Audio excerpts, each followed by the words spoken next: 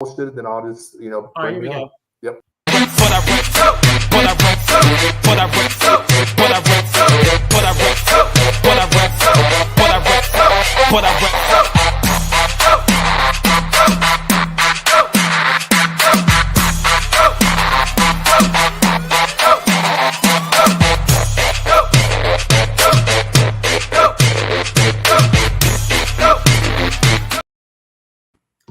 Hey, yeah, I was getting my groove on there for a second there. That was good. welcome to I another- didn't hear that. I never heard that song. But anyway, got you ready to rock. All right. Yeah, so welcome to another episode of the Sully Squad. We got a red hot football team.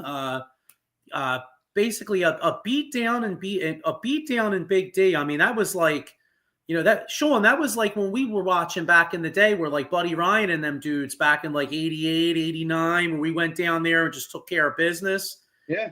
It was nice, man. Third quarter was basically the quarter that they said, it's ours for the taking. You guys we're gonna put our backups in, and sure enough, we did. Yeah, so we're gonna get on to that. I got my man Paul Spencer coming on in a few minutes from the 215 We Them Boys, and Diego will be on in a few. So right now I got Sean with me. So how you doing tonight, Sean? Good, man. I'm soaking in this Eagles win. Yeah, And that's just basically about it. Looking forward to the Phillies all season, and the porcelain doll coming back doesn't impress me, but we'll get into that. yeah. So all right, well, listen. You know what? I mean, obviously, you and I are happy about that game yesterday, but let me bring on a guy who's I don't think he's too happy about the game. My man Paul Spencer from the 215 Boys. Paul, what's going on, brother? It's a tough game for you. I'm sorry, Joe. I didn't know we were live. I'm still shedding all the tears and shit, man. Are they crocodile tears or are they tears? But anyway. You know what, Sean? They're happy tears and bad tears. I mean, the season's over. I can say that the season's over for us. So it's time to move forward, honestly. But congratulations to the Eagles, man. Listen, God, man, you guys are superior right now. You're finding your click. You guys have fired on all cylinders. I enjoyed the game, even though it was a beatdown. But congratulations, man. You guys have a team, and you guys are built the right way from ground up, from management all the way down to players. It's something that we're 180 of. We are not there. We had the team. We had the chance. We're nothing right now, honestly. Congratulations. Are you guys looking for like a wellness center for Jerry Jones by chance? I could say some things about that, Sean. I don't want to get kicked off the air about how I feel about what my philosophy is to make the solution better. But there's only one way they'll win, Sean, if that's Jerry Jones ever decides to sell the team and just walk away from them. That's the only way this team will ever be the Cowboys of the 90s back in the day, Sean. Do you think his sons are capable of, I guess you could say, legacy of doing what his father did, or not? Just basically say, you know what, so-and-so, here you go. Here's the team. Yeah. I'd be okay with Stephen Jones running it in a certain way, but then Daddy's always going to have his hands in the cookie jar. You know that, Sean, no matter what. I mean, it would be Stephen Jones, but Daddy's always in there saying, son, listen to me. I built this team. I own this team. This is my team still. It's always going to be the same way, Sean. Unless he leaves. Yeah. Okay. Yeah, I'll tell you. When I look at the Cowboys, did you ever see that show on HBO called Succession? No, Yeah. I never seen it. All right, well, I'm having Succession vibes. I mean, basically, you got old man Jerry. You know what I mean? Like, actually, Succession vibes as far as that. Like, the kids don't seem like they're ready to lead. And then, honestly, dude, I'm having some Al Davis vibes. I feel like I'm watching, the Raiders circa, late 90s, early 2000s, where, it's kind of like, it almost makes you wonder, like maybe Jerry should take a back seat because he's, how about the comment today? Like they were talking about the son and they were breaking his balls. Like the reporters were breaking his balls and they're basically like, oh, and he's basically like saying, they were like, oh, how about, because CD Lamb said he couldn't see the ball with the son. Yeah. And Jerry's like, what are we supposed to build a new stadium? Like, I don't know. I mean, as a fan and as a person of the NFL, Joe, when you build a stadium, aren't you supposed to have that thing called home field advantage? I mean, he knew that glare from the sun coming in, and it was clearly he couldn't see the ball because he pulled his hands down where that glare came down. But come on, man. I mean, you got to know this shit. Like you've been playing there for how long? You know where the dark spots in the end zone are. If you're going to run a crossing route right to the middle where that sun's at, then shame on you. Get to the corner route where the sun's not there. This isn't CD's first rodeo. You know what I mean? Like, and plus McCarthy knows he's been there for what, 4 years now. Come on. Yeah. So it's like baseball field, you should know the left, right, you know, the dimensions, but you know, just like you said, a poor excuse. You know. Mm-hmm. Yeah. So I mean, you know, there's not really too. I mean, we could talk about the game in particular. I mean, you know, from the way I was looking at it, I mean, you know, as an Eagles fan, I was a little nervous the first half. I mean, I feel like we should have put you guys away a lot earlier. You know, Jalen had, you know, I thought all in all, I thought Jalen came on as the game went on, but the first half he was holding that football way too long. I mean, you guys, you know, I think he was sacked at least 4 times, hit 5. What was it? 5. Okay. 5. Sacked 5 times, hit a bunch of times. And honestly, a lot of them were by his own doing. I mean, he was just holding the football way too long. What was your, I mean, Paul, you know, did you have any, but all that said, okay, I watching Cooper Rush throw the football, I was never worried. Like, did you have any confidence you were going to win that game at all? Joe, you know, it was both sides of it. I mean, going into the first half, I knew the Eagles start slow. I mean, this is like what 2 weeks ago was the first time they scored an offensive touchdown in the first quarter. I get all that. They're a slow starting team.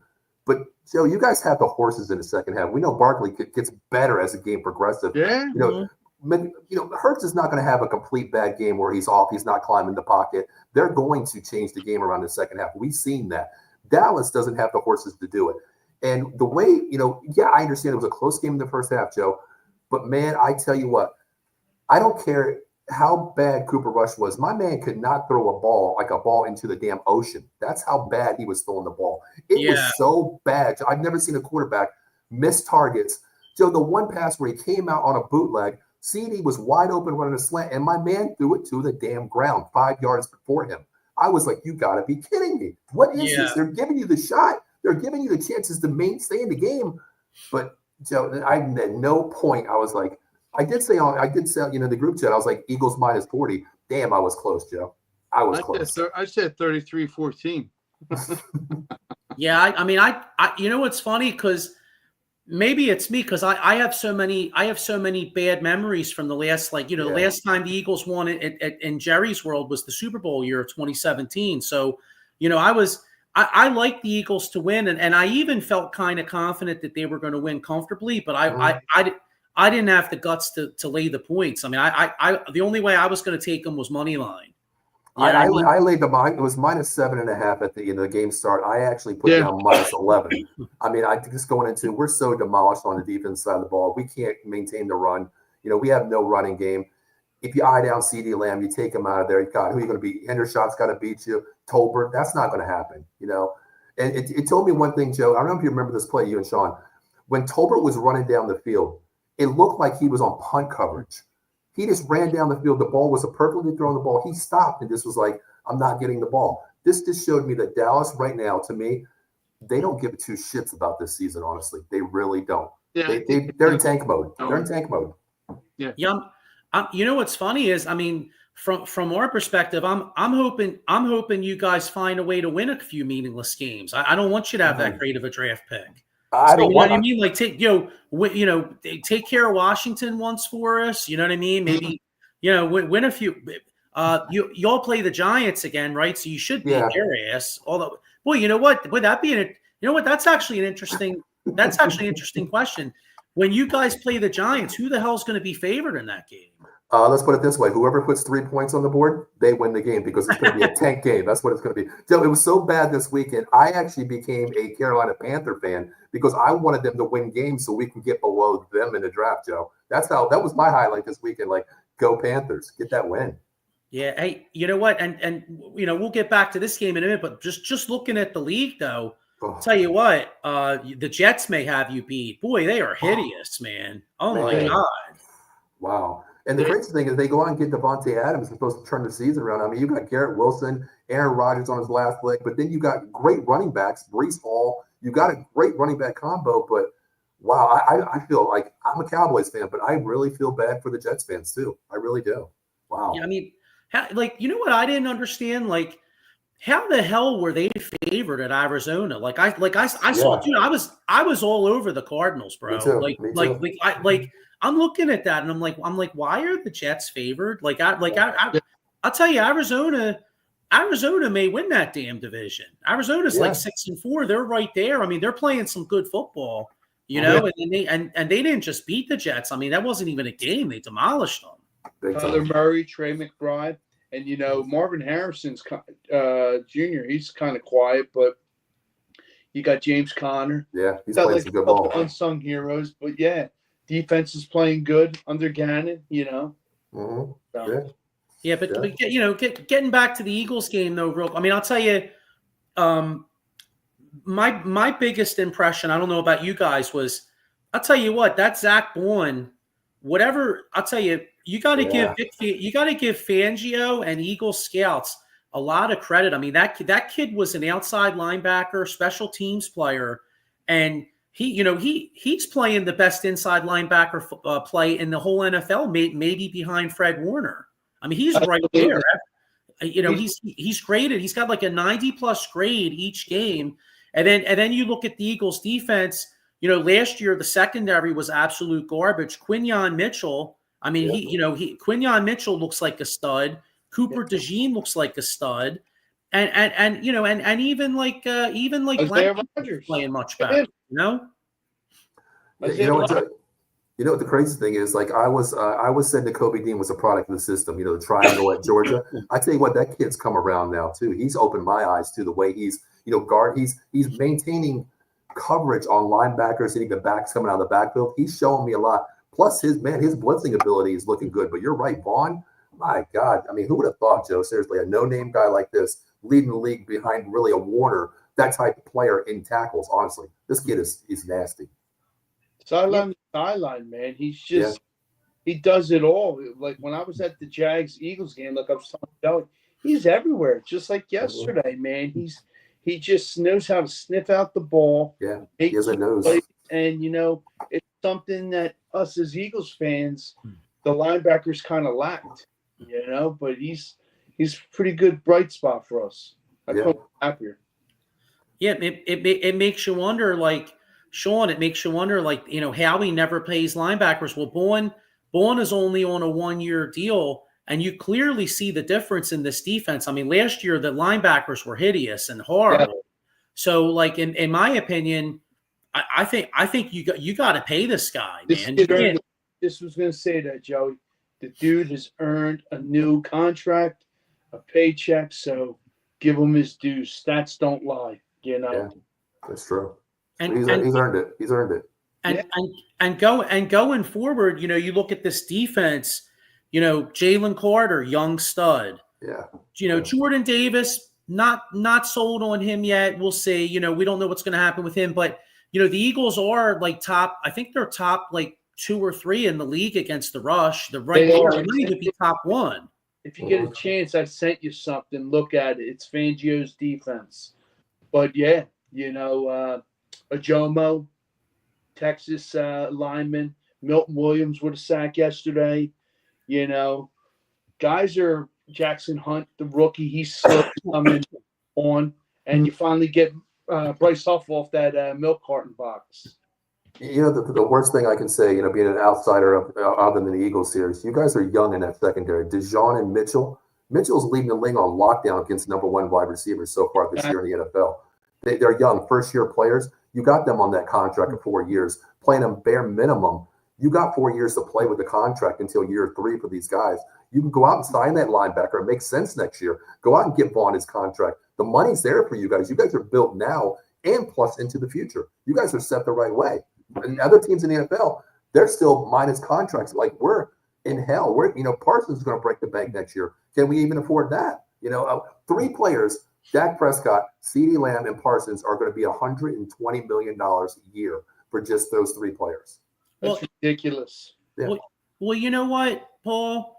I mean, we always have a running joke here in Philly that Parsons wants to be an Eagle anyway. How about, why don't you all just trade him to us? We'll give you a couple. You know what, Joe? I'll be honest with you, man. I love my team. I love Parsons. He's a dog.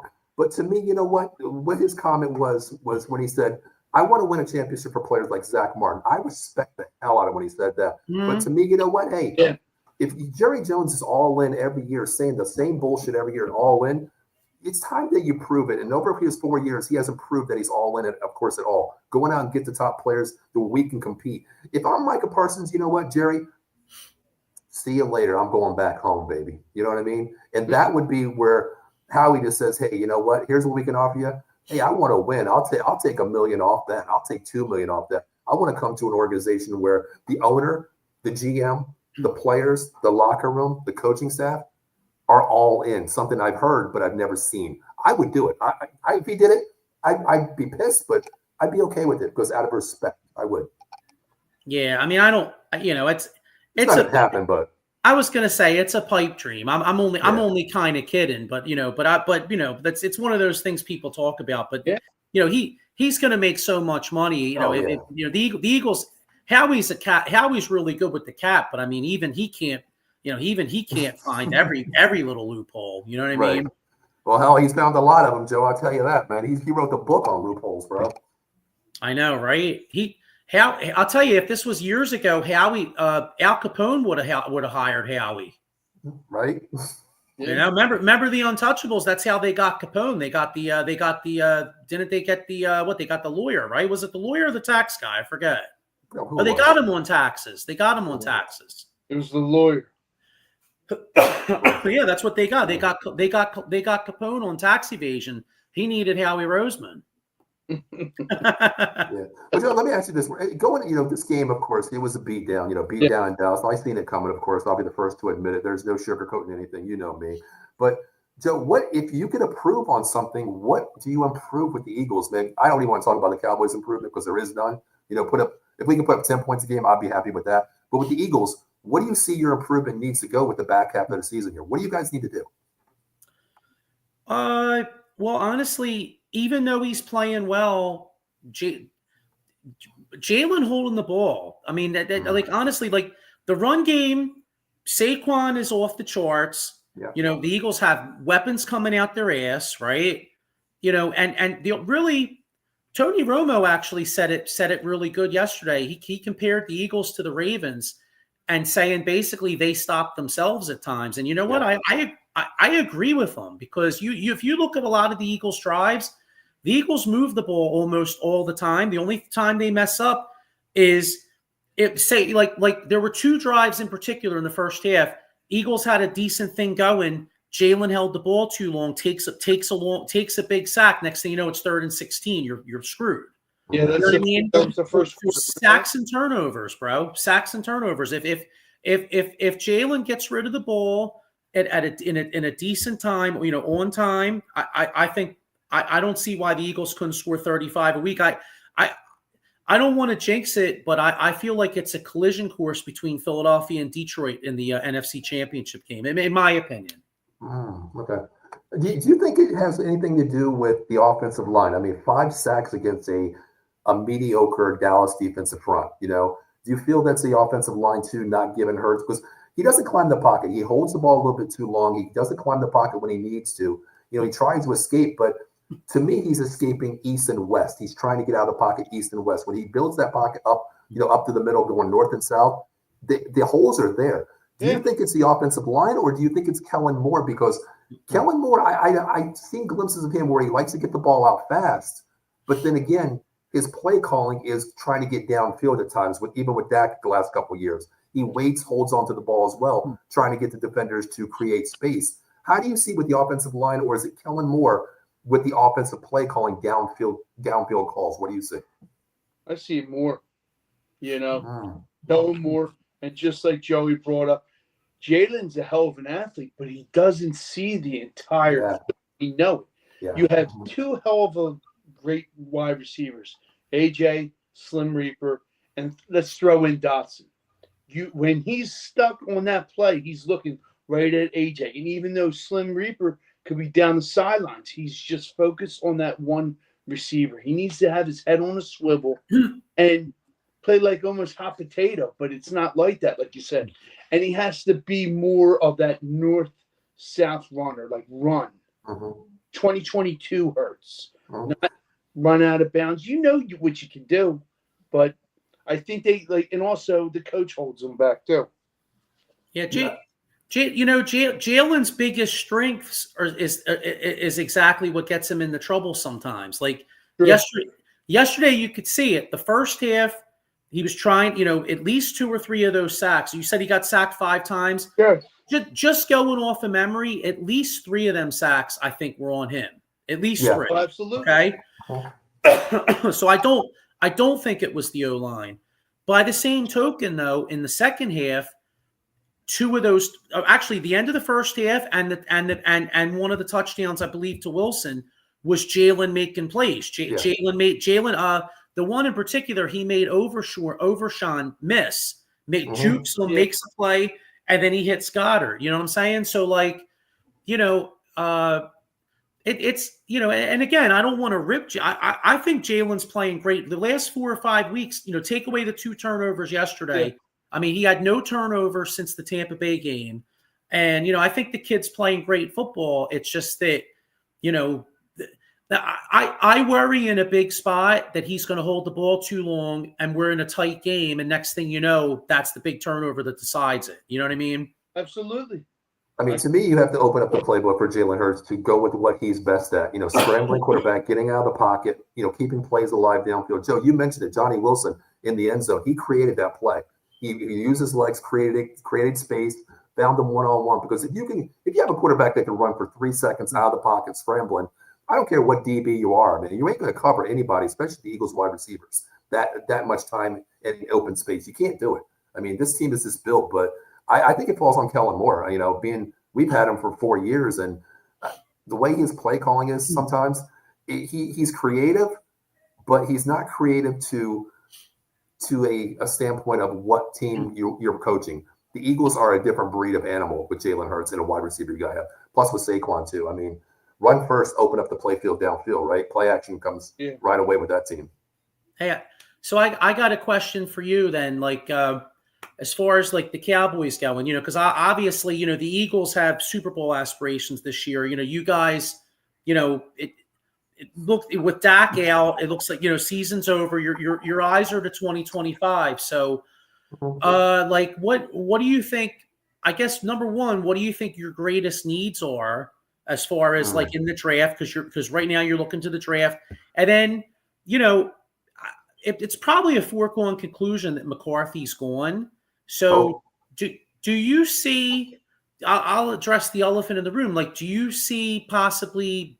Do you think Belichick could possibly work with Jerry Jones? Do you think he would be a possibility, or does Jones look for another yes man, or does he look for an offensive mind like throw millions and millions of dollars at like a Ben Johnson from Detroit? Well, Joe, first to answer the question about McCarthy, yes, I think he should be gone. But before I answer that one there 100%, Belichick, no, because it's not a yes man. There's two coaches that back in history. You look at Bill Parcells and you look at Jimmy Johnson. None of those were yes men. They were not a puppet. Yeah. They were, I'm calling the team my way, sign the damn checks, give me the players. You go to Garrett, you go to Campo, you go to all these coaches that we've had in the past. Even now with McCarthy, he's a yes man. It's a puppet. Jerry controls the strings. He is the conductor until we get someone that can go in. But it has to fall on Jerry too. Jerry has to move away and let the coach be the coach. But Joe, the draft, man, there's so many damn pieces. You can't get a quarterback that's $60 million a year, no matter what. The offensive line, Zach Martin's probably on his last year right now, but that's not a need. He has 1 more year left. To me, I'm going out and getting Will. I think it's Sean. What is his last name at LSU? You remember his last name? Wilson. You go out and get him from LSU, as true left tackle. You put Tyler Guyton back to right side where he's natural in Oklahoma. You let him play. You have Tyler Smith. You have Cooper Beebe, young guns in the offensive line. You start there that's how Dallas, you remember, started succeeding before DeMarco Murray days. They built that offensive line, sustained the offensive line, top in the NFL, ran the damn ball. But then, you know what? Then you have the wide receivers. God, man. Brandon Cooks, Tolbert, Flournoy, Turpin is your 2 wide receiver. It doesn't work for me. You have to get a wide receiver. You know, I mean, then you have a running back. Running backs we can get in that second round, you know, second, third round. There's always that one guy out there that you can go out and get. But to me, offensive line, man. But I Googled if I could get a draft pick, Joe. I just Googled it. I don't know if it's true or not, but I'm just trying to read up on it, how to get a new owner. That's what I'm trying to Google right now. I mean, that's my number 1 draft pick right there, a new owner, honestly.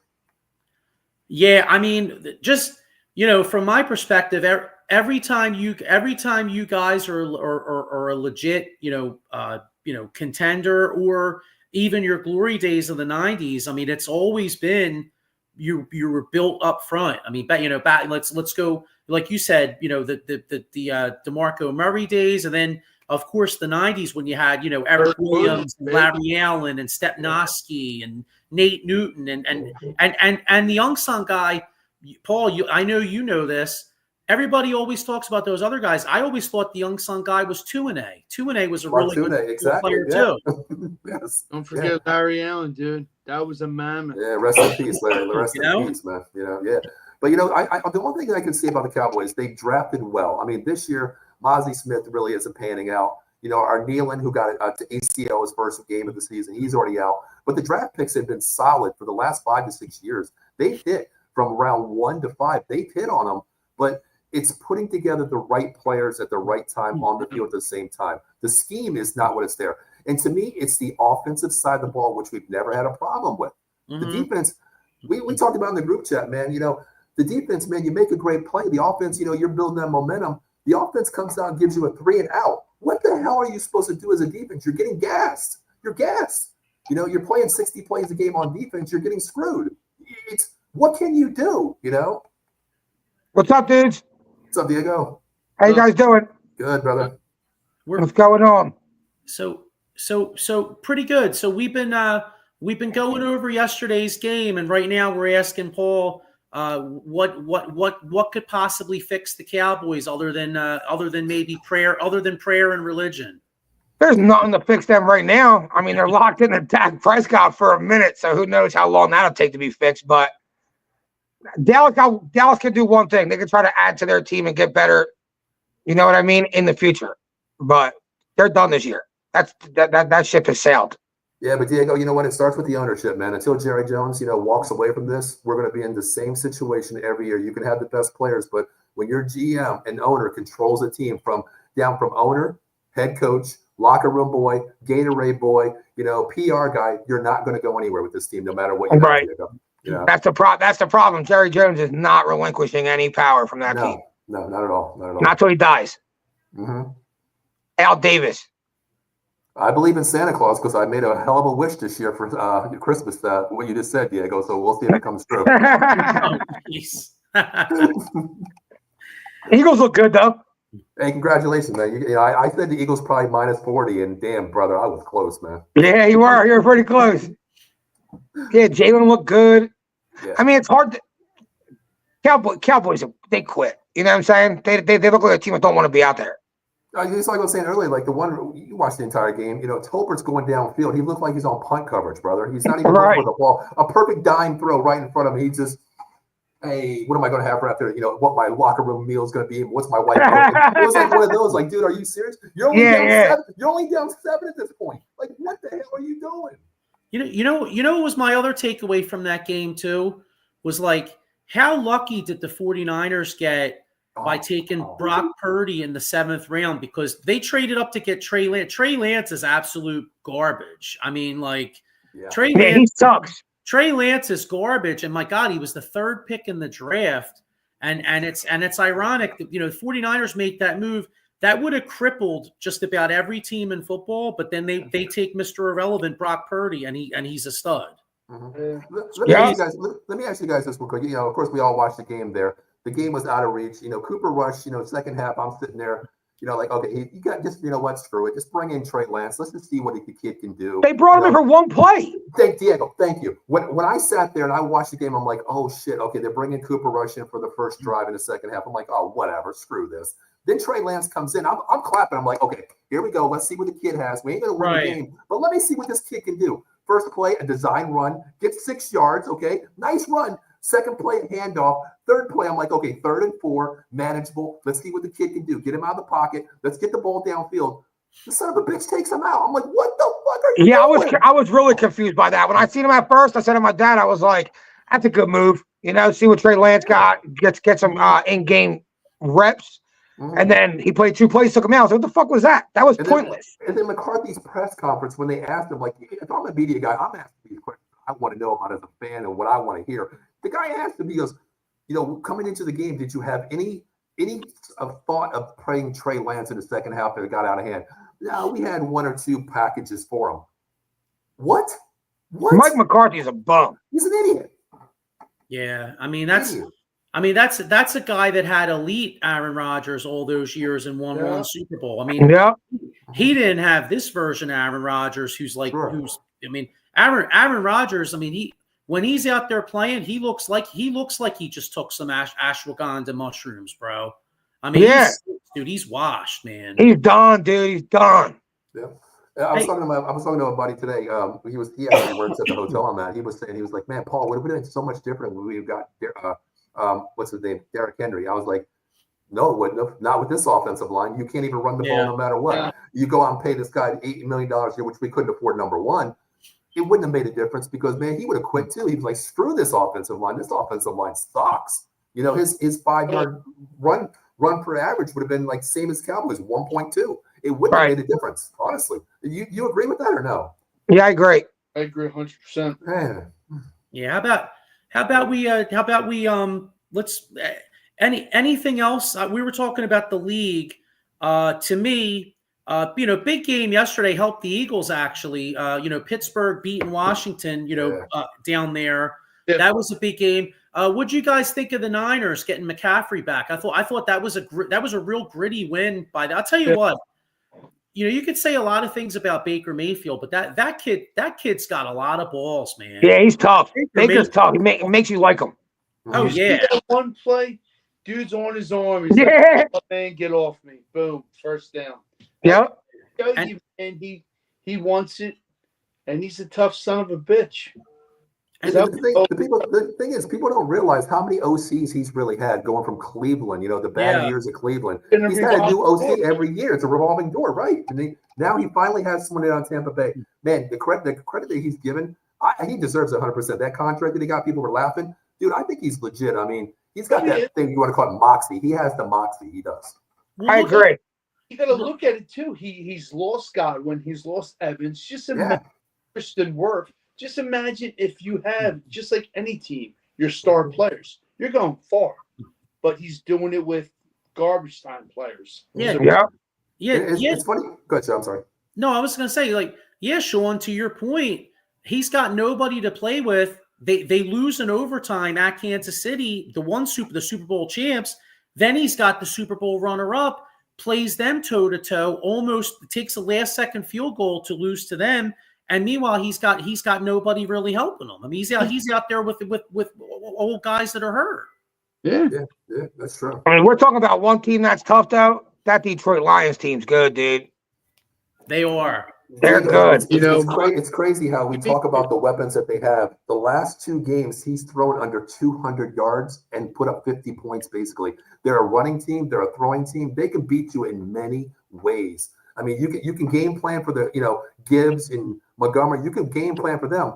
But man, if you take away that, God, he has Williams on the outside. He has so many weapons out there where he can beat you. It's so hard to game plan for this team. I agree. They're tough.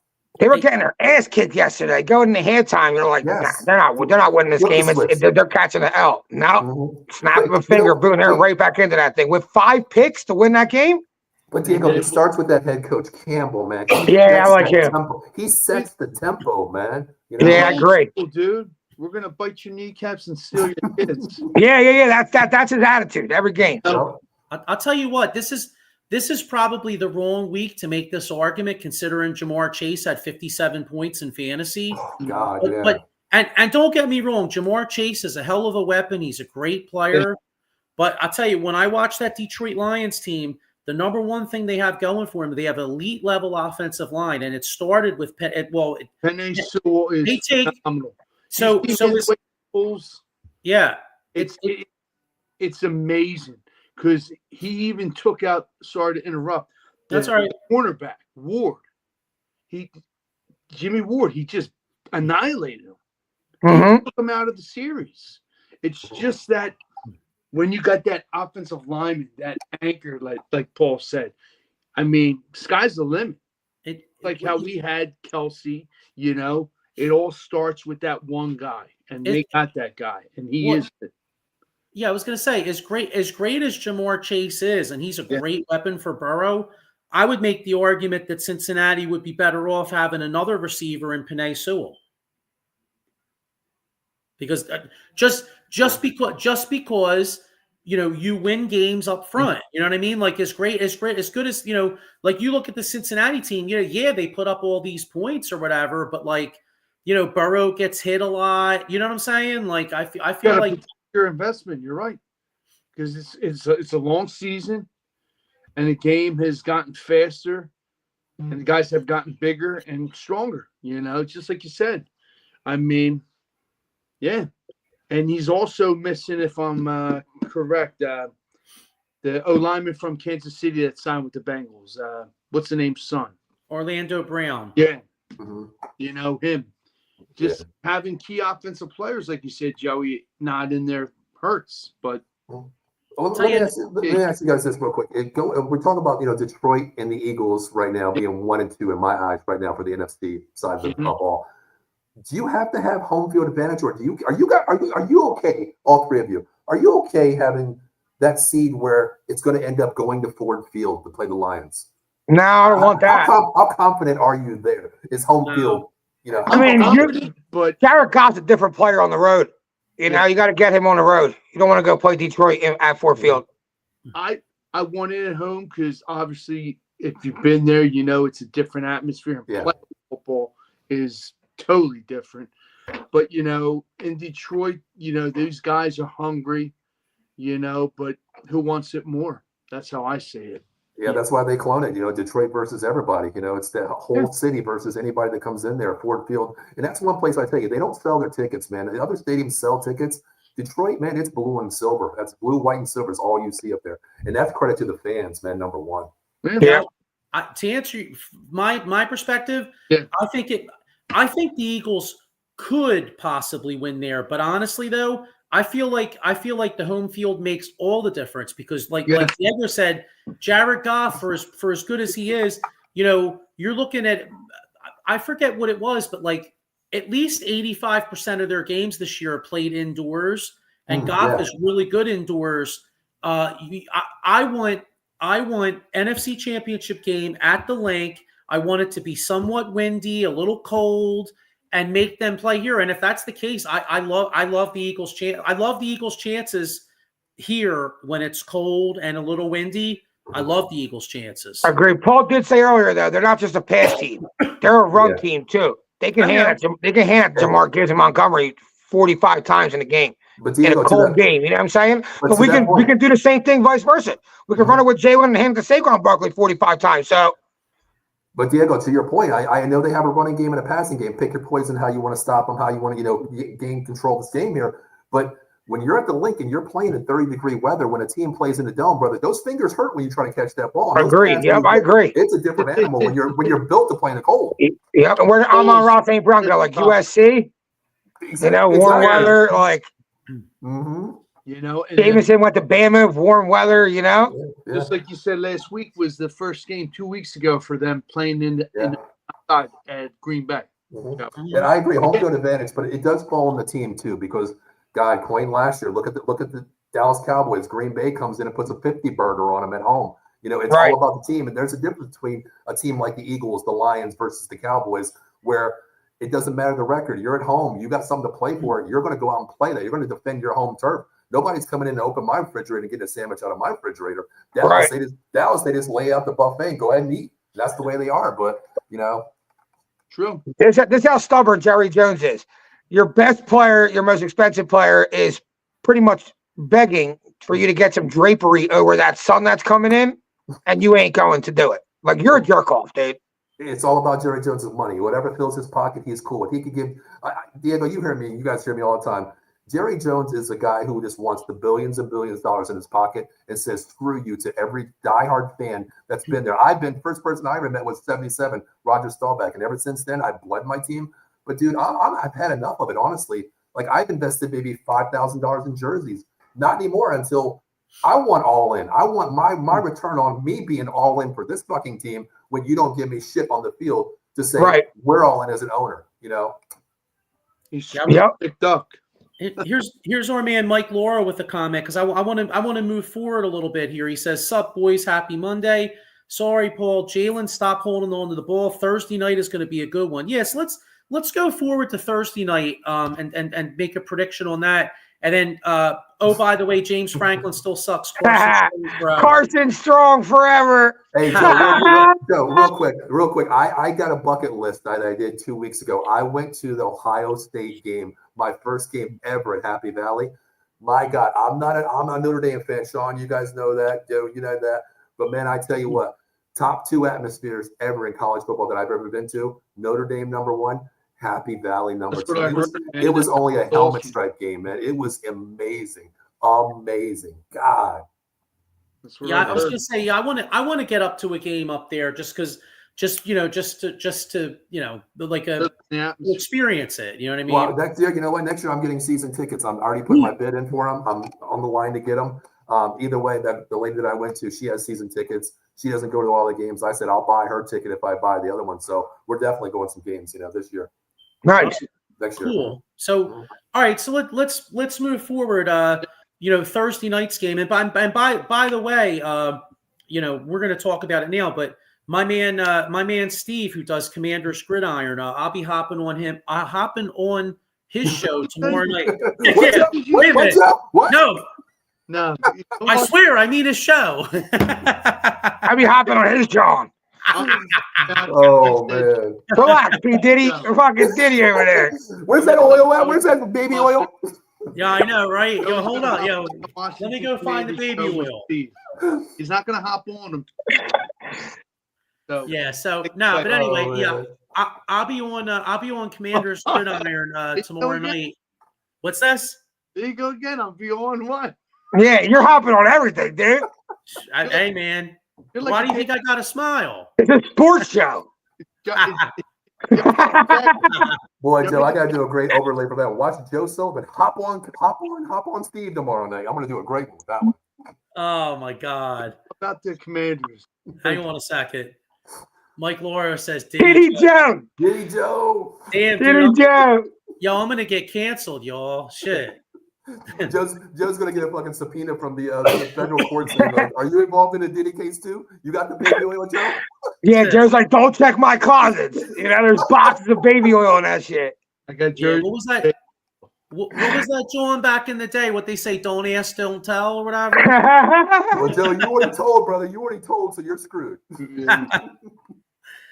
All right. Well, anyway, I'm gonna be on the show tomorrow night. All right. Yeah, not on his cock. 8:30. Check it out. Watch Joe hop on. Yeah. So, but all right. But what do you guys think? I mean, Commanders with a big, they took that L yesterday. Thank God. Paul, I'll start with you. Like, first off, and you and I talked about this. Remember when we were talking around the draft time or whatever? Or I think I commented on Steve's show a while ago. Like, I was concerned about the Commanders coming into this year, but they're much better than I even thought. Like, how big, how much of a threat do you think they are to the Eagles? Well, two things, Joe. First, as we talk about the draft, the best thing was making the right decision. Caleb Williams versus Jaden Daniels. That was the biggest decision right there. They made the right choice. But the biggest thing was Dan Quinn is not the head coach. He is the head coach in title-wise. To me, he's living up to what he should be. But the best thing that they had signing this year was Cliff Kingsbury. Hey, he's nice. Jaden Daniels. They asked him, who would you rather have, Caleb or Daniels? He wanted Daniels. That was the biggest offseason move that they made. Yes, they got pieces, but they're overachieving. When you're playing with house money at 7-3, you're playing with house money. Who would have thought this team was 7-3? You're fighting for first place with The Eagles, the cream of the crop of the division. I don't know, Joe. I mean, this is going to be one hell of an NFC dogfight. I mean, I think it's going to come down to who cannot turn the ball over in field possession game. Who's going to flip the field for that, even a 3 points. That's the way I see it, Joe. Well, yeah, I mean, and if you look at the line, the Eagles are favored by 3, which basically tells you that Vegas thinks it's a pretty evenly matched because you get 3 pretty much for being the home team. Exactly. So, Sean, what do you think? They're coming into our house. You know, I think it's going to be a good game. I think we're going to give them what they want, and that's pain. You know, run that damn ball and show Jalen Daniels who's the cream of the crop of the NFC. I see us winning. It's going to be a dogfight, but I see us winning. Washington got a good offense, but you could put some points up on them. Mm-hmm. You got to get it. You know, so Got to get at Daniels. yeah, you got to get Daniels. You can put some points up on that. I think the Eagles should be able to get a victory at home. Short week, they got to come here. You know, and we'll see. Jaden Daniels is really good at the beginning of the year. You know, once they start getting that tape on you, change a little bit. Oh, sure. Yeah, it's not the Let's see how you finish this year off. You know, it's not the sophomore slump. There's game film on it for 1 year. Once you learn about it, but the thing is, the Eagles have to start fast, man. That's the problem with the Eagles. They don't start fast, man. You get into a second half battle where it's going to be adjustments. Eagles got to get up first. They got to come out and score, run the ball, maintain the time management, keep Daniels off the field because, Diego, you're right. They can be scored on 100%. But my thing is, who's going to be the spy on Daniels? Is it going to be Nakobe Dean? Because I think he can keep up with Daniels on the field. Zach Bond looks like he's keeping up with everybody right now. Yeah, he can. But I think he's going to be the captain, controlling the linebacker spot. I think you want that spy off the edge, like a Nakobe Dean coming off the edge because if you take Vaughn out of the game and he's a spy on Daniels, that's going to open up so many holes for the tight end, the back coming out of the backfield too. That's why I'm saying Nakobe Dean. I say right. DeJean. You can put DeJean in the cut to do it, but then you take him out of the slot though. Yeah, then you're going to lose a secondary player off the back half. You can't go double shell. You can't run a shell out there. You're going to be a single high safety. And Daniels, if he gets time, he can beat you, man. He can throw that dime ball downfield. Jalen Carter having a good game. He's up for the task. That guy, dude. Every play just manhandle somebody. Yeah. Hey, you ain't got 2 guys. You can't stop Jalen Carter. Or you said Jalen Daniels. I meant to say Jalen Carter. I think you said Jalen Carter. Mm-hmm. You see him play yesterday? Yeah. It's a man child, man. Dude. Yeah. Dude. One-on-one is not fair. If he takes the tape of what Aaron Donald has did his whole career, whether it's jiu-jitsu, karate, and all that other stuff, I mean, his hands are relentless. And sky's the limit for the kid. But yeah, this team's built for offense now. This team's built for defense in the long run. Yeah, I agree. Mitchell, DeJean, Carter, Jordan Davis, like they're built to be a better, kind of like how Kansas City, they won off like their offense. And if you see them this year, they're a really good defensive team. And if they start winning from their defense, then how good is Patrick Mahomes when he has to make a couple plays a game to win?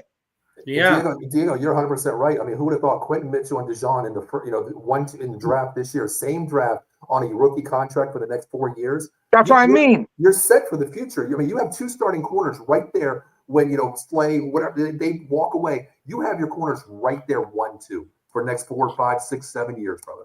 You're set. And if you really want to throw a contract at Isaiah Rodgers, you got all your 3 corners for about 2-3 years. Mm-hmm. Yeah. And you even have the kid Ringo has a little bit of potential too. Yeah, he could be on the squad just to be a fill-in. Exactly. We don't need you to play as long as the other guys are healthy, but he could be thrown into the fire and still be pretty good. Yeah. See, I feel like Thursday night's game is like it'll be really interesting to see because you have the veteran defensive coordinator in Vic Fangio, and I feel like the style of defense is good against a running quarterback. Like if you look at like Lamar Jackson, he's having an MVP year. He's been great, but Lamar actually struggles against the Steelers, like a team that plays a 34 with outside linebackers that could keep containment. So here's hoping that Fangio comes up with somewhat of a scheme. It's going to be really key. Like the Eagles' defensive line, they're going to have to stay in their rush lanes and try to keep him in the pocket. That's how the game. I think that's how they're going to have to win the game. I actually like I I know it looks like it's going to be tough, and I'm a guy that's touted Washington all year. I'm not going to say I like the Eagles comfortably, but I think the Eagles win and cover. I'm seeing I see maybe a 27-17 piece or something like that. I see 28-17 for me. Okay. I'll say okay. that.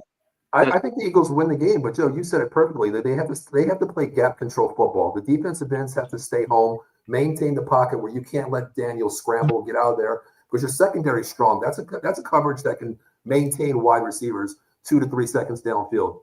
If Daniels gets that time to scramble, keeps the play alive, that's where they can be beat. But if you guys stay home and get pressure, Huff has to show up. He has to show. The defensive ends have to maintain control and get presence on Daniels. I think that's the key to victory here. If you don't, it could be, a different side of the ball. But I'm going to go with the Eagles. I'll give you a prediction. I'm going to go. I don't think it's going to be high scoring. I'm going to go 23-19 Eagles. I think they're going to win by 4. Okay. So I think it is high. I think it is high scoring. Okay. Like I said, I think you can score points on Washington's defense, and I think Jalen Daniels will be able to score some points on the Eagles' young defense. Okay. I'm seeing like a 34-24 Eagles win. I do think they win comfortably, Joe. I do agree with that. Ooh, okay. You said 34-24? 34-24 Eagles. Okay. I see a lot of defensive line pressures too. I think Milton Williams comes up big. Jalen Carter, I think he's going to be my star of the game. Let me ask you this. A lot of times, as coaching, I coach, of course, and when I get a player from another team, it goes back to play the other team. Do you think that's in Sirianni's mind to say, well, Dotson has to be used a little bit more this week? Do you think that? I mean, do you think that he's going to have any kind of control in this game where it's going to be Dotson as the third wideout coming in there? Because Johnny Wilson, to me, man, he's a red zone threat. If they use this kid the right way, 6'7" out of Florida State, yeah, he's huge. Yeah, it's 250. I mean, but just like you said, it's pick your poison. We have so much talent. Yeah. AJ, Slim Reaper, throw in Dotson. I think it is his time. Kind of like stick it in, throw it in the Washington's face, and also Johnny Wilson. And don't forget the tight ends, Calcaterra and Dal Potter. But you just have to have a well-balanced offense. We do. But use it accordingly. It all starts with Saquon, man. You open up that running game, dude. If it's a close game, the biggest thing the Eagles have, we talked about Diego before he hopped on, Saquon gets better as the game progresses, man. Third quarter, first quarter, 20 yards. Second quarter, 20 yards. Always having a bad game. Third quarter, flip the switch, brother. It's time to hit the Jets, hit the power. That 60 yards is coming in that third quarter. We know it can happen. Open up that running game. You bring that 9 in the box. Man, you guys have the weapons. Just like you said, Slim Reaper, AJ, Calcaterra, Goddard. You guys have the weapons downfield to go ahead, bring that 9 guys in the box, brother. Give me 2 seconds. Deep ball, Reaper, wide open. You seen the catch that he made? My God, it's amazing. He went back to Alabama days catching that ball, man. Yeah. Yeah, what's funny? So Mike Laura brought up, let's keep it real. It's been a long time. I mean, this was a great rivalry in the late 80s, early 90s. I mean, I could remember so many great Eagles Washington games, but there's one in particular I remember, which is the body bag game. And when I think of the body bag game, man, I'll keep it real. I didn't exactly think of this guy, but when I think of injuries, I think of this dude. Anybody out there that gets hurt on the job or whatever, hey, you may not be hit by Reggie. Obviously, you're not going to be hit by Reggie White or or Jerome. Nobody's being hit by Reggie White anymore. But but anyway, that Eagles defense out there hitting people, jacking you up. Well, if you get hurt on the job, make sure you call my man Jason Fine, aka Attorney Big Al. He's got three office locations throughout Pennsylvania, New Jersey, one in Philadelphia, one in Cherry Hill, and one in Pittsburgh. And Paul, do you still do some work with him? Yeah, I run the Pittsburgh office. You can give me a call there, 1-800-123. You can reach me there. I'm a live operator. I do work with Jason for over 15 years. I take the cases up here. And just remember, we take your case, no recovery, no fee. And I tell you what, just mention the Sully Squad from out of the box, and I promise you, not 50, not 45, not 40. I guarantee you, because I'm a friend of Joe's, Sean's, and Diego's, 33 1/3% because you guys are family, just like they are to me. Yeah, and it's better than just getting a 40 ounce. You know what I'm saying? Hey. Hey, All Joe, right, real quick, that Penn State game up in Ohio State, you guys, I'm at the hotel with my, circumstances now. Yeah. I'll tell you a funny story. They have breakfast up here, and that Saturday morning, I went to get breakfast. I had some scrambled eggs, a bagel, and I'm sitting there in line. I'm putting some hot sauce on my eggs, and I turn around, and this lady, I think I put this in the group chat. I think I did, where this lady turns around and she hits my plate. Hot sauce goes all over my Penn State jersey, which I just bought. You're not going to believe who spilled the shit on my jersey. Who was it? A mother of Ubukike, the number 1 wide receiver of Ohio State. It was his mother staying at the hotel. I turned around. She has a number 2 jersey on there, and I'm like, fucking fan bullshit. I turn around and it says Ubukike's mother, or Ubukike's father, right next to me. I turn around. She's like, oh, I'm so sorry. So I have her phone number, and I just got a message from her yesterday. I'm sending you an autographed jersey from my son.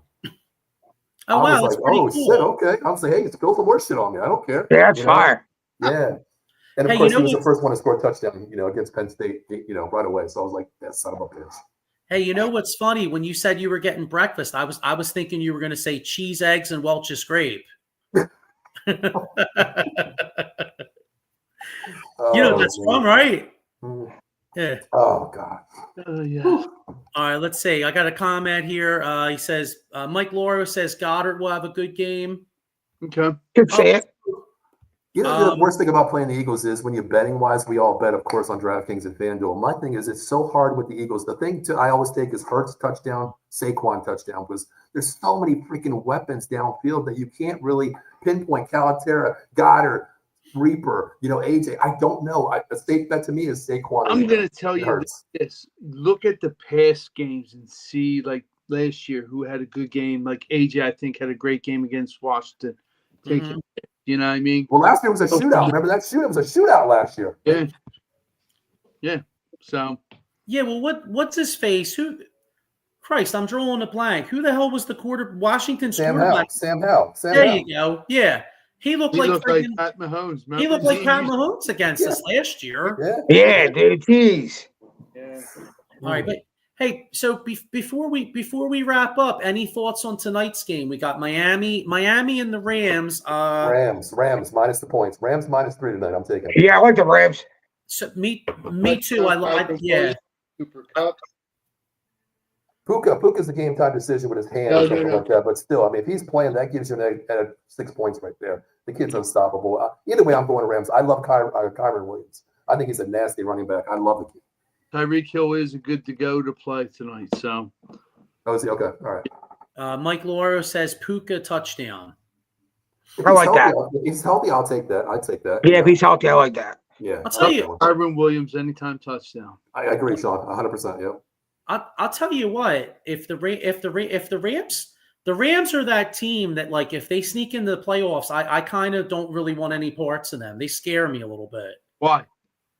Well, I mean, because if healthy though, if healthy, correct? Yeah, if healthy. Yes. Mm-hmm. Okay. Well, you could say Stafford is the kind of guy that could get hot. You know what I mean? Like with those receivers and Kyron Williams, like that's the kind of game where, like, you're the better football team, but Stafford has a day, and those guys, right? You know what I mean? And you know how football is, man. I mean, it's not like they talk about weapons. They got weapons over there, dude. Right. They have Cup, Puka, Kyron. Like, they're loaded. DeMarcus Robinson's pretty nice. Yeah. So, and then, you know what? I was going to get more into this, but real quick, do we even want to talk about the Sixers? Because they've been on my shit list, but And B's back. No. What'd you say? Welcome back, Joel. Good. And B's back. Have fun playing New York Knicks now. Yeah, and the big guy comes back tomorrow, and of course, by our, I'm going to chalk it up as bad karma. I think the Sixers have had bad karma since the process, and again, I supported it, so I can't say nothing. But it figures Paul George comes back, Maxey immediately gets hurt. Yeah. Now you had Embiid. Embiid's late to play the season. And now all of a sudden he's coming back, and now you don't have Maxey's not going to be here for 2 weeks. So how do you feel about the comment? I mean, regardless if it's true or not, bogus or bullshit, whatever here. I don't really want to play back-to-backs. How does that make you feel? I know how it makes me feel as a Sixer fan. How does it make you feel like, the beginning of the season here, it's okay with the playoffs where it counts. I really don't want to play back-to-backs. How does that make you feel as a fan, number one? You got a ticket to the game here. Joe, we talked about this many a times. You get a ticket to the game. Man, my hard-earned money, man, I've worked overtime for 2 weeks to get this fucking ticket. Joel Embiid, back-to-back, he's out tonight. How does that make you feel, especially hearing him say that? I'm disgusted because look at what it goes to show you the kind of player he is. He's a generational talent, like Joey and Diego and I have said. I'm tired of all the injuries. You're a center. Play the center position the way it's supposed to be played. Short and sweet. Don't dribble up the court. Shoot a three. Man the goddamn paint. Yeah, I'm old school. And your little new school shit, you can go tell me how it is, God. Well, there's a reason why, Joker plays 80 games a season and gets MVP, and when Embiid plays 50 games a year and tries to get the MVP, there's a difference between old school versus new school, I guess, right? Yeah, I mean, listen. From the new school, I don't give a fuck if Joel Embiid plays back-to-backs. Be healthy for the goddamn fucking playoffs. Oh my God. You know what I mean? Be healthy for the playoffs because I don't care how many games you win in the regular season. We've been the 1, the 2, the 3, the 6, the 8. It doesn't even matter. It doesn't matter. If he's not healthy for the playoffs, 82 games are useless. But Diego, how many times have we seen him playing 50 games a season, get to the playoffs, and something fucked up happens to him? The nose, the knees, something's going to happen, Diego. And I agree. It's probably, like Joe said, we're cursed. It's probably going to end up happening regardless. So, you might as well play the back-to-backs. But if all this rest is what takes him to be healthy in the playoffs, that's all I give a shit. Now, is it going to suck? Is it going to suck when I got tickets for a game and I show up as like a beat? Yeah, that's going to suck. But, hey, hopefully Paul George goes off or hopefully Maxey goes off. But I just need him healthy for the playoffs, dude. Yeah, good luck with that. How do you see the East panning out then? I mean, Boston clearly number one. The Knicks are falling off a little bit ever since that trade. I mean, Cat is playing great ball now in the last 2 weeks. He's playing great. But how do you see this Eastern Conference behind Boston? Where do the Sixers fit in?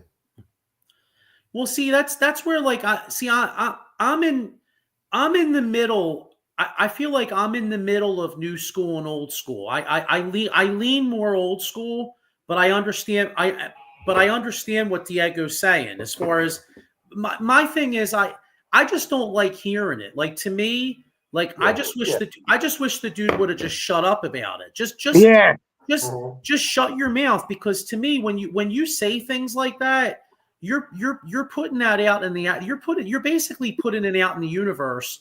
Oh, you know what? The season doesn't matter, blah blah blah. And then guess what? Then I'm looking at a basketball team that starts off 2-7. Right. So listen, I think not that I don't give a shit, because he has to play for us to win games. Like 2-7 and B not playing for another 9 games, that's not going to work. Like, you got your 11 game, you got your 9 games off. I'm cool with you getting your 9 games off. You're going to take back-to-back off here and there, but from here on out, we need him playing. We need to win games because we got to get to the playoffs. Well, regardless if you're going to play in, still you're going to be playing in. You want to get, still that 4 to 5 seed. You really want to be in the top 4 no matter what, because you don't want to be on the road. You don't want to go on the road, man. You don't want to do that number one. You at least need 6 to avoid the play-in, and you avoid the top 2 seeds. At least get 6 to the second round. Right, because that's where I'm saying I'm in the middle, because you get a 7 or 8 seed. Then you got to play Boston in the first round. I mean, Christ, you know what I mean? Like, that's a possible first round exit. Right. You said about talking about hearing it, what Joel Embiid said. To me, here's when I'm old school, man. There's certain things to be said in the locker room that's only in the locker room. You don't say that out in national media, man, where the media comes out and flips the script on everything you're saying. Take it out of context. Diego said this. Well, I heard that one keyword Diego said. I'm adding a separate line to it. The media loves that bullshit. Say what you say in the locker room right now, because when he came out and said that, man, the whole media just flipped the whole thing, regardless of what he said. You take it out of context, man. Say it in the locker room and just shut the hell up. Well, one thing with Joel Embiid that we noticed throughout his career, he always knows exactly what to say, when to say it, to get the spotlight back on him. That's true. Yeah. You're right. Like, he's talked a lot of shit since being here. And in the end of the day, when I look at it, it just seems like he just knows how to bring the media to him. He wants to be the superstar. Like, that's what superstars say. They say things that people aren't going to agree with, so they can be challenged. Braun does it all the time. I feel like this is what they're told by their PR teams to do. Yeah. You know what I'm saying? Yo, make sure you say something controversial because they ain't talking about you right now. So make sure you can, or flip the switch from your injury to this. You know what I mean? Things like that. That's a great point too. Even with the Olympics, Joel knows how to put the spotlight on him. He goes to the Olympics, plays balls, plays out there, great defensive game, spotlight out there. Then you come back to the Sixers here. I'm hurt again. I'm hurt. I didn't do the surgery. I didn't do this. I didn't do that. Now you're saying the right things to put the media back on you again. You're right. He's 100%. I don't want to use the word diva, but maybe it's the PR guy, just like LeBron with Rich Paul. Yeah, they're told what to say. Shit. Yeah, exactly. How about Anthony Edwards? Like, they ask him, like, yo, how's it feel to play with LeBron James and Kevin Durant? He responds back, like, it's my team. They're playing with me. Exactly. That you're told to be confident like that. You're taught to be confident like that. You practice with these PR people what to say. Yo, show confidence. That makes people think this way about you and this way about you. You know what I'm saying? Yep. So, like, I just think a lot of the talk from athletes is a lot of smoke for attention and eyes. It's a lot of smoke screens. A lot of smoke and screens. Platform. You know what I'm saying? You say something big, everyone's following you. Now your platform, everyone's listening. Agreed. Yeah. Here's where I'm old school. A little less talk, a little bit more action. How about getting? I agree. How about getting out there and dominating? Like, these old school players, they didn't have the same PR treatment. They didn't have the same studies that say if you say this and you say that, that's going to gain you X amount of followers. Like, they didn't have that. I think Scottie Pippen would be saying a lot more if they told him they can get him 500,000 more views or 500,000 more friends. You know what I mean? And then that just leads to more money from endorsements and platform. And so, like, the game's just different. I don't think it's an old school, new school mentality. I just think the world has changed and the way of learning has changed. Oh, Diego, you're 100% right. Back in the day, we were still just getting the AOL 56K back in the day. There was no social media. There was no Twitter, bro, where you can go on there. I got a beef with this player. I'm going to go out and, say what I want to say out there to get 1 million views. Back in the day, it was like the way to, talk to somebody was on the court, or let me call Diego up. Diego, we need to talk, brother. There was no media bullshit. You know what I mean? Exactly. It's crazy.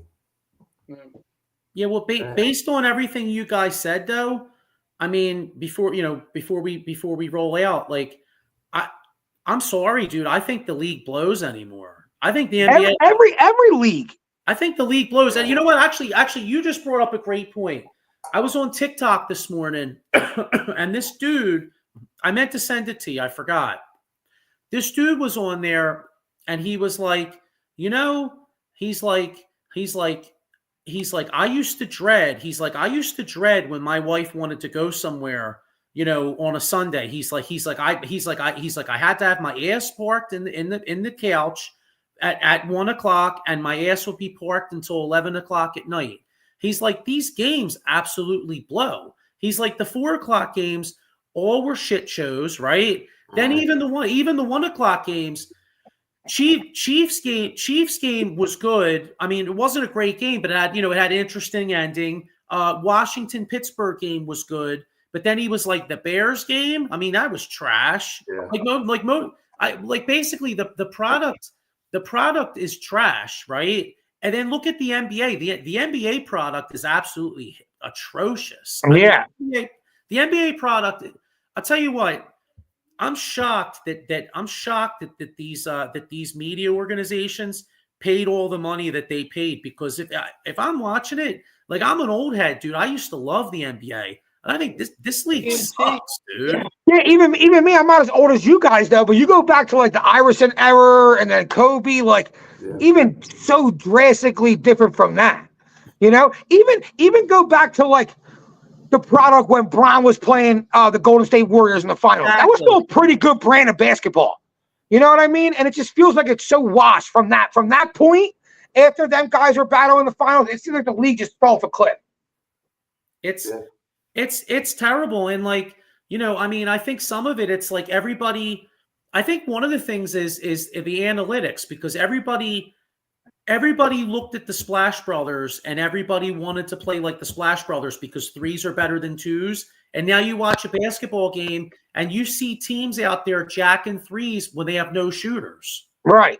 You know what I'm saying? Like the concept's just to put them up. You know what I mean? Instead of like finding the good shot, getting the higher percentage of shots, it's not about that anymore. It's about just heave, heave, heave. The more shots I take, the more chance I have of having a higher point total. Analytics fucked that up. Analytics told you that was the way to do it.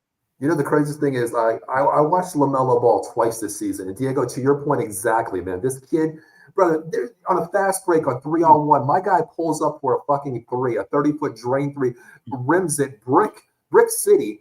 And then next play comes down and like shakes it off like no big deal. Like, brother, man, come on. It's all about you right now. The NBA is not what it used to be, man. Nope. Like, it's really not. And I get every game of the season, every team, every night. But I'm just like, dude, I'm not even watching. That's why the good teams to watch, honestly, we're being honest, the good teams to watch are like the Denver Nuggets. You know who Jokic is leading that team, and they're a good product to watch, and they always find the look how good Westbrook is playing with Denver. Yes. Because it's not a selfish team. Yeah. Like it's literally just passing to the guys open. Whoever's open, take the shot. There's no selfish. There's no LaMelo Ball that needs the ball in his hands all the time. No Luka Doncic that needs the ball in his hands all the time. Even looking like OKC, they play really good team basketball. Shea's a good point guard. Shea gets everybody involved. Chet's nice. It's a nice product of basketball to watch. Chet's out for like 6 weeks. You see that?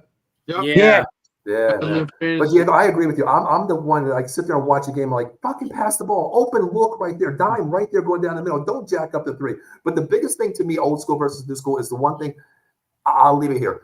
The one thing that I was taught as a shooter: you shoot the ball, you follow the goddamn shot. Yeah, they don't teach that anymore. I've never seen one player. All right, follow the shot. This is why though, because basketball is now all about transition offense. So it's about getting the ball and just pushing it right up. Well, if everyone's crashing the boards like you're supposed to, that's how I was taught as a kid too. Crash the boards. Golden State fucked that all up. Yeah. Running the fast offense, getting the ball, pushing the ball, heaving up threes. They're just trying to find mismatches in open court. You know what I mean? So now you can't follow up your own shot because as soon as your shot goes up, everyone's moving the opposite way. Mm-hmm. Not even the defense is going to the ball. You know what I mean? Two guys are already getting in transition offense. Yeah. So that's why I feel like you can't, it's such a different product of a game. It's too fast paced. They're not slowing it down. That's why playoff basketball is really good to watch. That's where every bucket means something. Right. Mm-hmm. That's where it's slowed down. That's the best product of basketball to watch. The regular season is pretty much like an all-star game every game.